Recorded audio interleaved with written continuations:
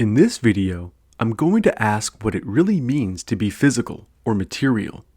Then I'm going to argue that physicalists and materialists have failed to provide a meaningful definition of what it means to be physical or material. And finally, I will conclude that this makes physicalism and materialism untenable, since it is without serious understanding or meaning. We cannot believe physicalism or materialism is true if we have no understanding of what it means to be physical or material in the first place. So this is the Stanford Encyclopedia of Philosophy, and according to this definition, physicalism is, in slogan form, the thesis that everything is physical. The thesis is usually intended as a metaphysical thesis, parallel to the thesis attributed to the ancient Greek philosopher Thales, that everything is water, or the idealism of the 18th century philosopher Berkeley, that everything is mental. That's our guy. But the issue that I have with this here, and I'm really glad the author brings this up, the condition question. Okay, and this is one of the biggest issues that I have with physicalism. So let's read this off really quick. I turn now to the condition question. The question of what it is for something, an object, an event, a process, or property to be physical. He goes on to say, this issue has received less attention in the literature than the questions we have been studying so far, but it is just as important. Without any understanding of what the physical is, we can have no serious understanding of what physicalism is. After all, what does it mean to say that everything is physical, as opposed to chemical or financial? And I think this is a great question. This is one I've asked, on a lot of other platforms like Twitter, and I'm just really not seeing an adequate conception of what it really means to be physical. So there's a couple of the things in this article from the Encyclopedia of Philosophy that we will get into. But if you just listen to what they tend to say, the physicalist, okay, here's the kind of definition that I'm usually given. So they'll say that what it means to be physical is that it's objective. Now, to be objective usually means it's not dependent on the mind or something like that. Like it's independent of thoughts and perceptions and ideas and things like that. So that only tells me what it's not. And even so, you're only saying how it would relate to something else. You're just saying that, well, it's just not dependent on certain things. Okay, but that doesn't tell me what it is. That just tells me what it's not dependent on. But what is this thing that is not dependent on the mind? So this idea that a physical world is just an objective world, that's pretty vacuous. It doesn't really tell me what's being said regarding as to what it means to be physical. So another definition that I may be given oftentimes is they'll say, well, it's whatever physics describes, whatever we come to know through science. And again, this also doesn't tell me what it means to be physical. So this doesn't seem to satisfy the condition question. It only tells us maybe how we come to know it. Maybe I do come to know physical properties through the scientific method or through physics and stuff like that. But this only tells me how we would know entities that we would call physical. This doesn't tell me what it really means to be physical. Another point that's often brought up is that if something has space and time, if it's spatial and it's temporal, perhaps something like that, when you think of any object that appears to have mass, they would say that this is what it means to be physical. Okay, well, here's a question. Is space and time itself located in space and time? Because if you say that it's not in space and time, well, then you would have to admit that space and time is itself not physical. So if you're saying the whole world is physical in this sense. Well, what you're saying makes up that world is itself not physical. So that won't work. If they want to say that it is, if they want to say space and time really is located in space and time, that's going to lead to a vicious regress. Because think of a particular region of space. If space and time is in that region, if it's in a particular place and time, that location would itself have to be embedded in a particular space and time, which would itself therefore also have to be in space and time, and so on and so on. It just keeps going on forever. I don't think it makes much sense to talk about space and time itself having some kind of spatio-temporal dimensions to it. When it comes to defining the physical, I'm just not really seeing a satisfactory definition of it. I'm not seeing what the word physical is adding to the word object when we're describing its properties, its substance, its how it behaves, and so on. The word physical just doesn't seem to add anything. And so I think this comes out even more when you actually look at the SEP's entry on physicalism right here. So let's go back to the condition question. To answer the condition question, two ways that are listed in this entry are what's called the theory and the object conceptions of the physical. The theory-based conception says a property is physical if and only if it is the sort of property that physical theory tells us about. Now, immediately, this strikes me as circular. We're trying to understand what it means to be physical in the first place. And it's using the word that we're trying to define. Here it says, well, something is physical if it's physical, basically. And it's like, well, I know it's not exactly what Stoljar is saying here. He's the author of this, Daniel Stoljar, if I'm not mistaken. This just, I'm really not seeing how that isn't circular. Another one that's brought up, so it's called the object-based conception. So a property is physical if and only if it is the sort of property had by paradigmatic physical objects and their constituents. So he kind of spells this out a little bit more here. He says, according to the object-based conception, for example, if paradigmatic physical objects such as rocks or planets are solid or are located in space or have mass, then the property of being solid or located in space or having mass is a physical property. And remember, we already preemptively answered some of this. So to be in space, okay, that doesn't really get at what it is to be physical. You see that it sort of fall on their own sword there. And also, this is open to counterexamples. Okay, think of the objects you see in your dreams. It's possible to see like a purple giraffe with wings flying around and he's casting spells or whatever. Would you say that giraffe that was experienced in a dream, is it a physical giraffe? Because it seems to be solid. It can be touched. You can experience it just like you can for objects in waking life. It almost appears to be located in space. You can point to it, be like, there it is right there when you're in the dream. It appears to have mass. It's got a long neck. It's got, colors and so forth. It's purple. So, if we're willing to bite the bullet and say, yes, that is a physical giraffe that's flying around casting spells, you could go that route, but I just don't think a lot of people would be willing to bite that bullet. And it just seems to it seems to fly in the face of the kind of wisdom that the physicalist is trying to impart on us. They want us to be grounded, right, in this kind of more scientific view of the world, that they don't believe in spooky stuff. But if we're going to really bite this bullet, I don't know how much more spooky you can get.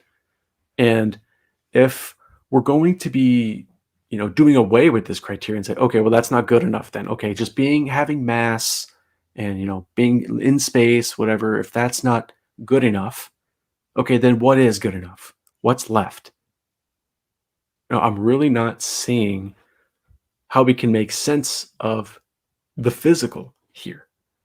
It seems like they're wide open to counterexamples that fly in the face of their philosophy, or they don't actually tell us what it is. They only tell us how it's known, or they only tell us what it's not, right? So, I mean, Stoyer even brings up here, there's even a section where he says that, yes, it has been brought up that what's been said is circular. He wants to say it's not circular. He says, watch right here. He notes, the point here is an important one in the context of the condition question. Earlier we said that the condition question was perfectly legitimate because it is legitimate to ask what the condition of being physical is, that according to physicalism, everything has. So this is a legitimate question, he reminds us. But then he says, but this legitimate question should not be interpreted as the demand for a reductive analysis of the notion of the physical. So if you are a reductive physicalist, I would ask, well, why not, I suppose? Don't you subscribe to reductionism? Wouldn't you say that you could analyze this concept in some ways, or at least identify the conditions for it? But even if you're not a reductionist, I don't think someone like myself would be demanding a reductive analysis. Some people on Twitter were saying that I was maybe they were implying that I was asking for like a super precise, perfect definition. Like as if I was just trying to be, like I was just quibbling over whether the analysis was like ideal or whatever. But I think what I'm asking for is perfectly reasonable, right? I'm not asking for a perfect definition. I want to know what the physical is. I don't want to know how it's known. I don't want to know what it's not dependent on. I want to know what it actually is. I don't want to know what it does. What is it? And I'm not really seeing the physicalist answer this question. So, Hempel's dilemma is another thing that does get brought up here. I won't go on too much about this, but like I brought up earlier, sometimes they want to say that basically it's just what's known by physics. Whatever physics tells us, that's what it means for something to be physical. It's something that's described by physics, which, as we know, again, doesn't tell us what it is. It only tells us maybe how you describe it. But what it is that's being described, they still haven't told us. So here's the dilemma that's brought up against this notion of trying to formulate what the physical is. He says, if physicalism is defined via reference to contemporary physics, then it is false. After all, who thinks that contemporary physics is complete? But if physicalism is defined via reference to a future or ideal physics, then it is trivial. After all, who can predict what a future physics contains?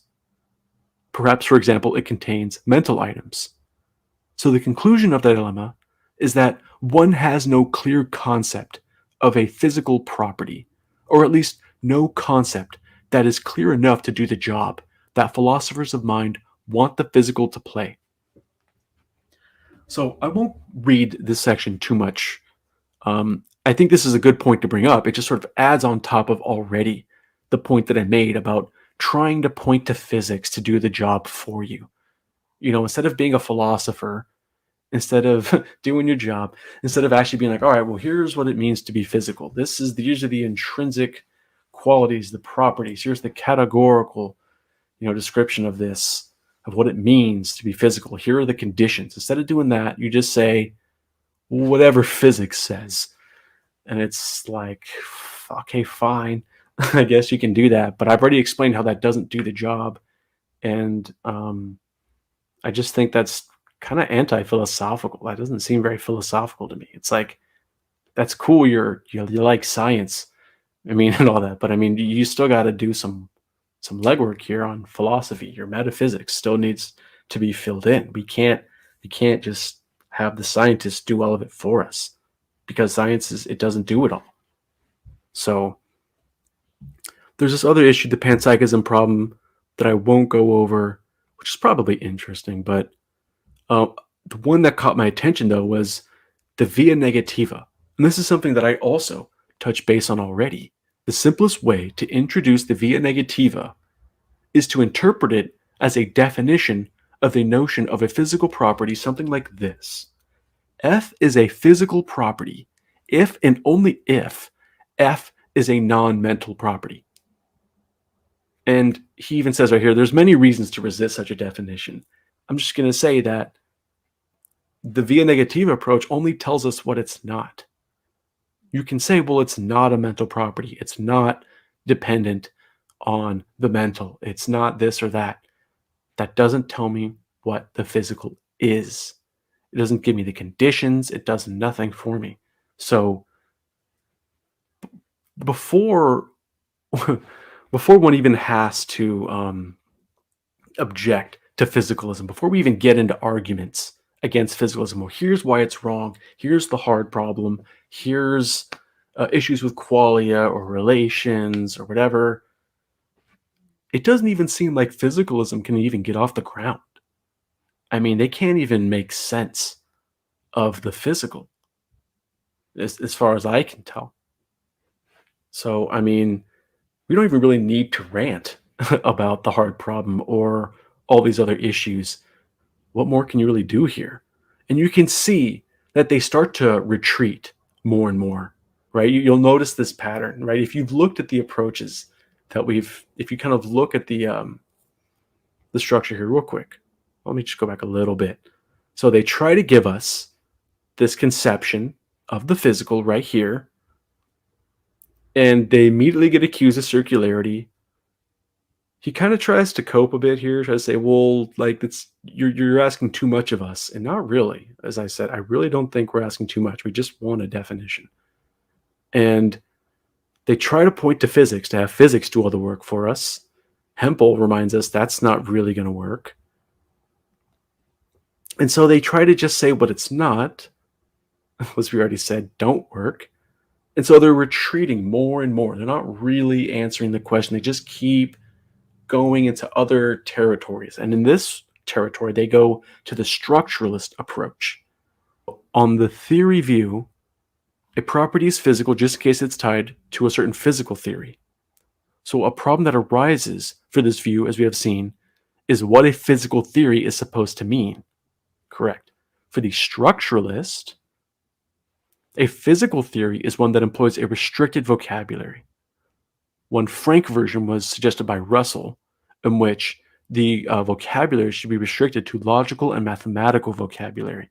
But contemporary philosophers adopt a less restricted view, according to which the vocabulary is either logical or mathematical or causal or nomological, or some combination of these. So in effect, proposals like this provide a topic-neutral conception of the physical, and it's a topic-neutral conception.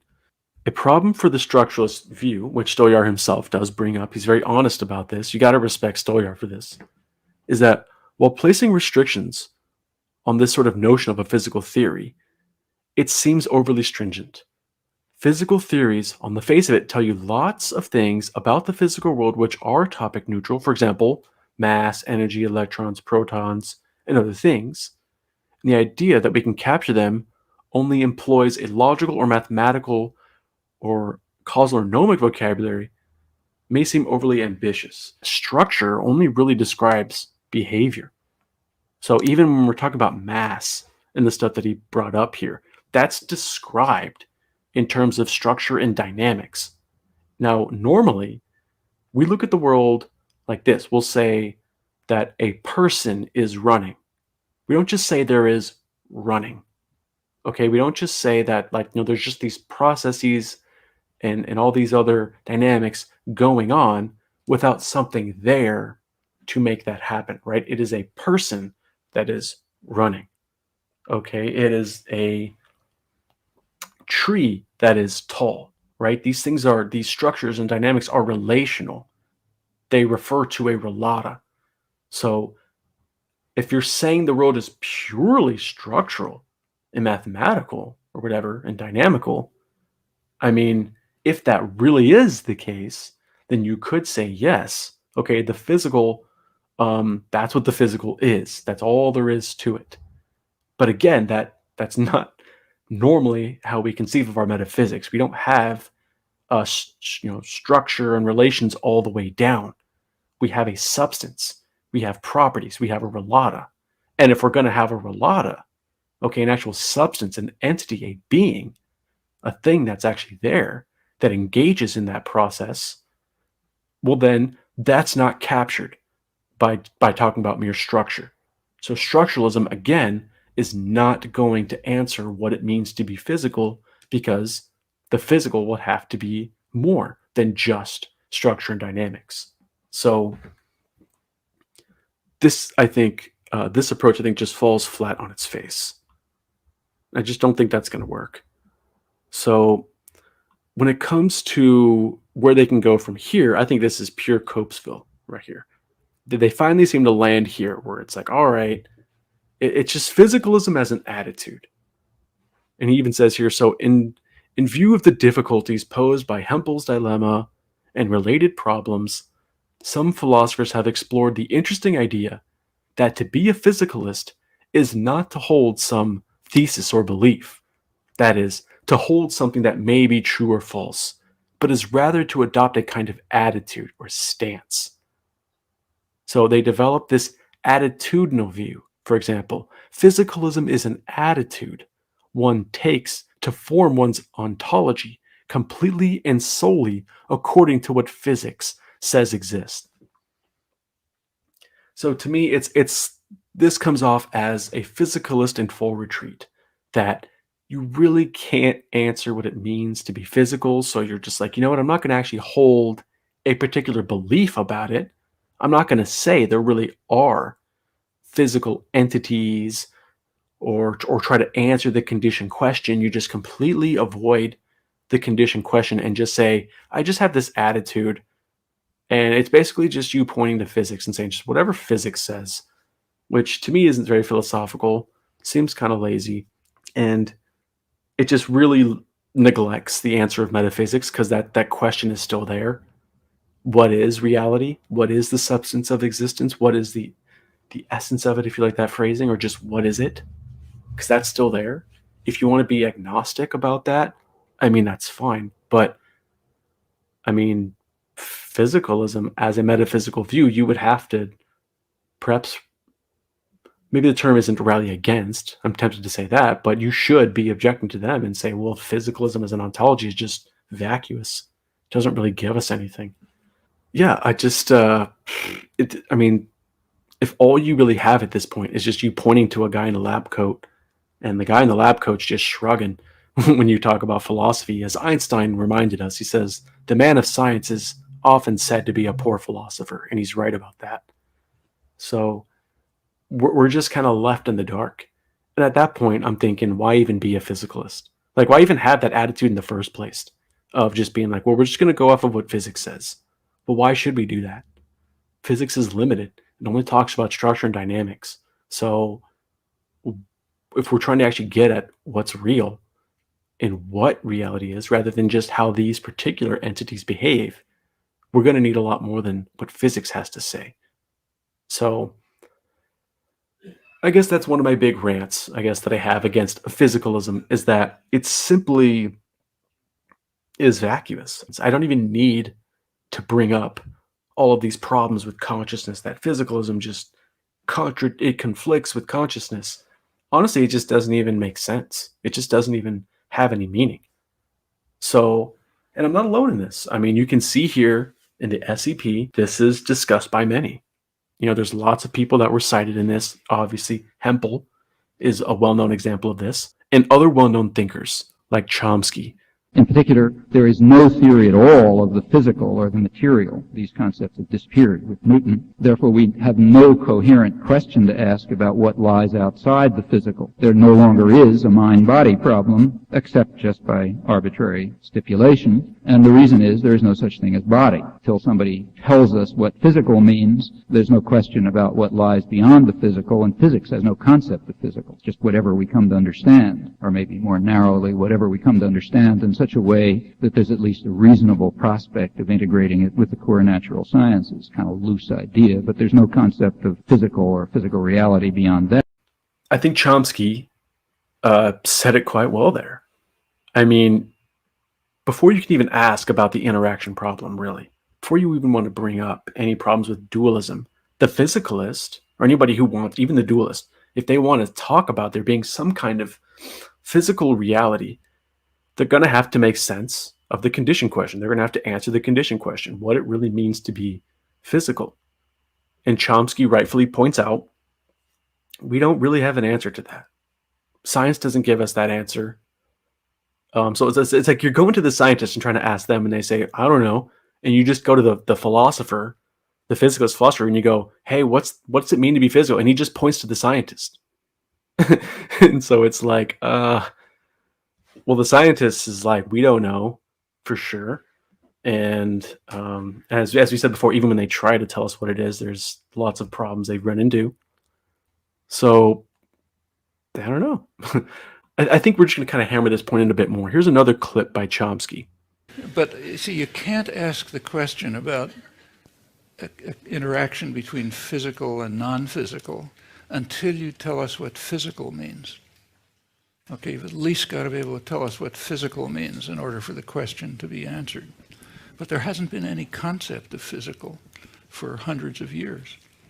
There was one in the early scientific revolution, a very intuitive concept of the physical. That's what inspired Galileo, Descartes, Leibniz, Newton, Lagrange, many others all throughout the modern history of science. But it's been recognized, but it was already recognized after Newton that it's gone, like Locke recognized it, Hume recognized it. For Hume, it's not only gone, it's a total mystery beyond our intellectual capacities. And that we can speculate about, but it's certainly gone. And no one has proposed anything else.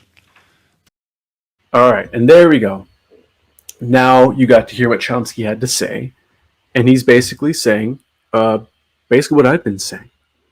A lot of people will just kind of talk as if this notion of the physical is, yeah, we just got it. Of course, we all know this is the case, this chair, this table, of course it's physical. But Chomsky and other people like we saw in the SEP remind us that none of these descriptions tell us what it means to be physical. And quite frankly, another thing I'd want to say too is that oftentimes when physicalists do that, and they try to say something like, well, of course, this is physical, and they tap on a table or something, see, look, everything around you, isn't it obviously physical? And a response I like to give is like, so wait, are you just talking about our experience?